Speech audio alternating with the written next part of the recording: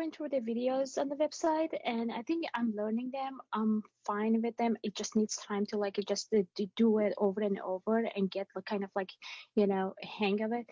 But actually I can see that I am spending more time solving the problem than like that 8 minutes and 45 seconds.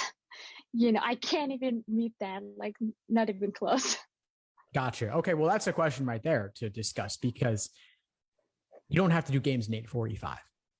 You never have to do a single game in 8:45. What you've got to do is 4 games in 35 minutes if you want 100% accuracy on that section. But some games are easier, some are harder. So I wouldn't even put that as a goal. I'd instead look to see, am I approaching this game as efficiently as I possibly can? And that's something that comes with time. Exactly. I think my biggest problem is in the beginning, before even like starting to study, I created a big monster out of LSAT. So I graduated 2018 and I was like, okay, I'm just gonna like get this couple of courses, books and this and that, and started studying for it. I did the Princeton review, didn't work for me because it was a very like small amount of time. Then I got a job, and then I got the LSAT Max, which their program is okay, but it wasn't really fitting my needs. So I am more like a visual learner. And with the COVID, I couldn't go to the face-to-face classes. So, and then like after a while, I found LSAT Unplugged kind of like close to what I want. I think I can learn now, like I can actually, reach my goals with this program. I can go through the videos, I'm learning it, but still I have that huge, like a big fear in the back of my mind that if I'm going to be able to do this. I get what you mean. No, that's a real issue a lot of students face, and it underlies everything. So I'm glad you brought it to that place if that's what's going on for you. Well, let me ask you this. What's your target test date? Do you have one in mind? I want to shoot for August 14th. Okay. So we're speaking now, early March. That's about 5 months away. Yes. What other obligations do you have between now and then? So I work 40 hours a week, and I'm a single mom. I have a kid. She's in high school. She's not really dependent on me, but she does her things. But still, being home, she's home. I have to keep eye on her, her stuff. But overall, like I have time to study. I work until 5 o'clock, and after 5, I can actually devote my time to LSAT and just to study what I have to do. Okay, good to know. So it's really, I guess it's going to be more in the evenings and weekends. Is that primarily when you're looking to study? Yes. Okay, cool. Now, have you made any kind of plan for yourself about how you'll break it down over the next 5 months? Because there's a lot of material you can cover. The question is how to go about it. Yes, I actually, before purchasing the Supreme program, I actually got the day-by-day 5 months plan. And I started that actually from March 1st. When I signed up for the course as well. And I think it's doable. It's doable, like if I, follow the schedule. Yeah, I believe it is too. And the schedule will help you know exactly what to do every single day over the course of your prep, starting from the very beginning. You also have access to the live classes every night. So that's something you can take advantage of as well to get additional support. I feel like I'm in the beginning and I don't know if I can actually dive into that classes yet, but I'll try to do that as well. Now, here's the funny thing. The reason I bring up the classes is not because even of the material that you'll cover. That's not why. It's not about the material. It's about getting access to that community of students going through the same process you are. I think the LSAT can often feel like a monster, and it's hard to feel like you're going through it alone, but you don't have to feel that way. These students are in the same boat you are. Many of them are shooting for August also, and there are plenty who are shooting for earlier dates as well, like April and June. But the cool thing about that is they were where you are just a few months ago. So they get it, and you'll see how far they've come just in a few months. We have study groups every week where you can connect with them in breakout rooms in a smaller setting. So it's not even a class, but you could work with maybe a couple of other people who are in the same boat. And you connect with them over it. That's another kind of support that a lot of people don't even expect from an LSAT course, but it ends up becoming one of their favorite things about the course, about the process in general. Right. And I had a question about the day-by-day schedule. Am I gonna get another PDF, or it's the same one that I purchased already? Yeah, sure. After we get off this call, I'll send you a link to all the schedules, and you can get a different one if you like, because it is a little bit different for the course. And I mean, at the same time, there's also some flexibility that you want to take advantage of too, because everyone's at a different point. Everyone has different weak areas they want to focus on. I mean, you open this conversation talking about logic games. So in your case, you might want to spend more time going to the logic games live classes every week, or going to the logic games videos in the course and focus on that area for a bit. But I'd also encourage you to attend other classes as you feel comfortable. Right. And another thing is, I was thinking to talking about it is, I think many people bring this up, and because of, like, as I told you in my email, English is my fourth language. So basically it just takes like plenty of time to read and go through the questions. And I know you talked about in your Instagram post, I saw you talked about some websites that I can read, like the passage reading. And do you think it's possible to improve in 5 months? Oh yeah, you can improve a tremendous amount in 5 months, no matter where you're at, no matter your background. And of course, by the way, 4 languages, super impressive. That's a lot. I don't know too many people who've got that going on. That's awesome. It's a big challenge though to not be a native English speaker. I mean, the LSAT's hard enough, even for native speakers. So for a non-native speaker, I can only imagine. So much respect.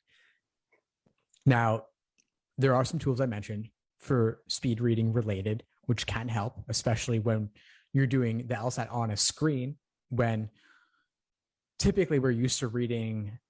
Think about what people typically read on the internet. It's typically lighter. It's typically not the best quality. It's random stuff. And it's not a long article or a long passage or a long scholarly work. And the LSAT stuff is at that academic scholarly level. So I would suggest taking some of these LSAT passages or LSAT style material and putting it into one of those apps. And the apps are things like Spreeder.com and phrasereader.com. And I have a class in the course just talking about that primarily. It's one of the reading comp master classes. So I'll send you the link. If you can't find it, let me know. And I demo it in the class to show you how you might go about it. And that's something to just work on the side and see if it helps you. Perfect. But watch the reading comp deep dives also, because I have a lot of non-native English speakers in the course. And so I do classes like that with a lot of non-native speakers in mind, around breaking down the passage as simply as possible. We might spend the whole hour doing just the passage text, not even the questions. And to break it down paragraph by paragraph, sentence by sentence, line by line, word by word. I might rewrite the entire thing in simpler language. And so I want to demo that for you and demo it with you in class to show you how you might do it on your own with any passage. That's great. Another question also, I'm just putting it out. Anything's fair. Sure. So about the personal statement, when is the good time to start writing it, or how should I approach it? Yeah, I would start now. Write a terrible draft just to have something on paper, and then you can improve on it over time. All right. And I'm sure that you have sorry, go ahead. Sorry about that. Yes, like with the background and with the job I'm doing, I told you about about my job. I work as a criminal investigator for the public defender's office. That was actually the biggest reason I'm doing the LSAT. since I started working for the office, I felt like I don't know much about the law that, I can help my clients.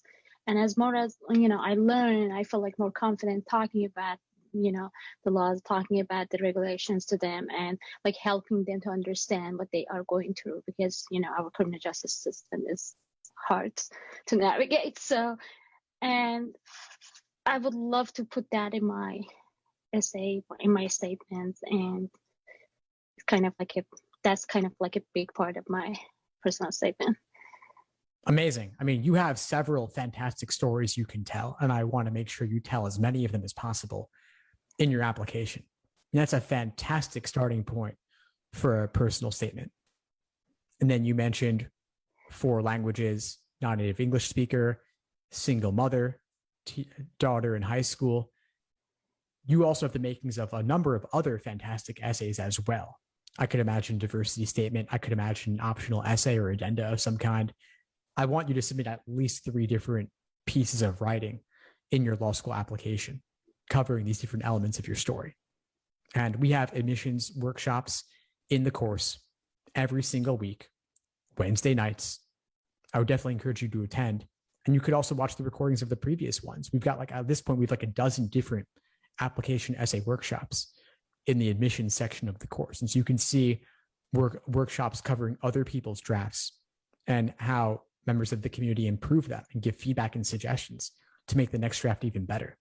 So you can see what goes into writing a fantastic personal statement or other essay. And wherever yours is at is a fine starting point.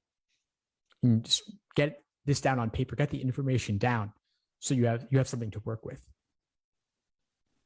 Great. And I think, that's something that I wasn't even sure if I'm doing in the, right thing, starting that, because I'm just so overwhelmed with the, LSAT itself. So as I said, the monster. But yeah, that was another thing that I really wanted to talk to you about, which I'll watch those videos and hopefully I start it soon. And what advice you have for me? I'm literally in the beginning. Take it one day at a time. I mean, you've got 5+ months till the August LSAT. You can make anything happen, even just with a couple of hours at night, a couple hours on the weekend, maybe more if you can. But break it down. I mean, it's not the LSAT. There's this kind of logic games question. There's ordering logic games. Start with those. Just aim to master ordering logic games. I have a big list of logic games categorized by type. And so you could just say, I'm going to do a bunch of ordering logic games for the next couple of days and watch the related videos. And then, okay, I feel good about this. I'll go on to grouping games. I'll pick one kind of grouping game, like in-out selection, and focus on mastering conditionality, conditional statements, contrapositives, making chains. I have those categorized. I also have many videos on them. So break it down to individual pieces. I mean, that's what the day-by-day study plan's about. And over time, you'll get there, but you don't need to worry about the other stuff yet. Yeah, it's just, everything is kind of you kind of feel like you're alone. But I'm actually so excited about the course, and I feel like I have a lot of, resources I can reach out and study, and it feels good now. Awesome. No, I'm glad to have you in the course. Reach out anytime, please. I'd love to hear from you and help however I can, and attend the sessions too. I mean, like I said, the community is a big element of it, and I think that support could really help you. Thank you so much, Steve. Of course, Farnak, my pleasure. Have a good one. You too. Take care. Thanks for tuning into the show. Please subscribe if you haven't done so already to be notified of new episodes as I release them. And feel free to reach out if you need anything at all as you move forward with your prep. I'm happy to help however I can. In the meantime, I'll wish you all the best and take care.